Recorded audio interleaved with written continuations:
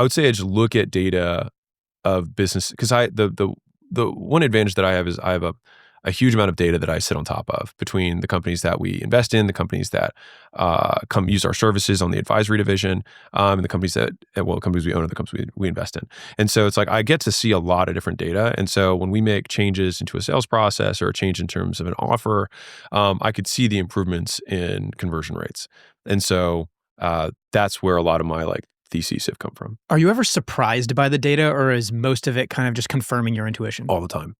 I get surprised all the time. What's been one of the biggest surprises about this data? Yeah, we had a company that sells B2B services, and I had this guess that based on basically we could collect the data of the size of the revenue of the companies that were basically leads that were coming in the funnel.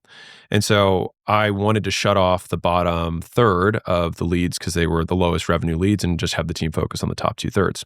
And so I was like, hey, just pull the sales data because I'm going to bet that all the conversion's happening on the top end. And the conversion rate was actually evenly spread. And so I was like, almost to the percentage point. I was like, that is not what I would have expected. And again, that could be unique to that specific business. I would still posit that in general, more qualified customers buy on average more and spend more money just in this particular business. And maybe that means that business is mispriced, which would be a different problem. But given that data, I was like, that's interesting. We have people who are 10 times the size buying at the same rate as people who are 1/10 the size. Wild. And it's way more of a stretch for these people than it is for these people. So maybe we're missing our message. Did you ever find out why? Have you dug into that and gotten to the bottom? It's a great question because I try. It's really hard to say why because I think a lot of people like to use because it's very compelling.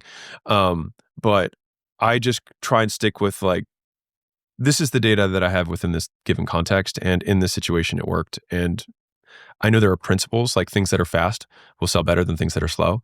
Things that are easy will sell better than things that are hard. Things that are risk-free will sell better than things that are not risky. I can take that to the bank. So I try and think what are the few principles that will always be true, and then the rest is application.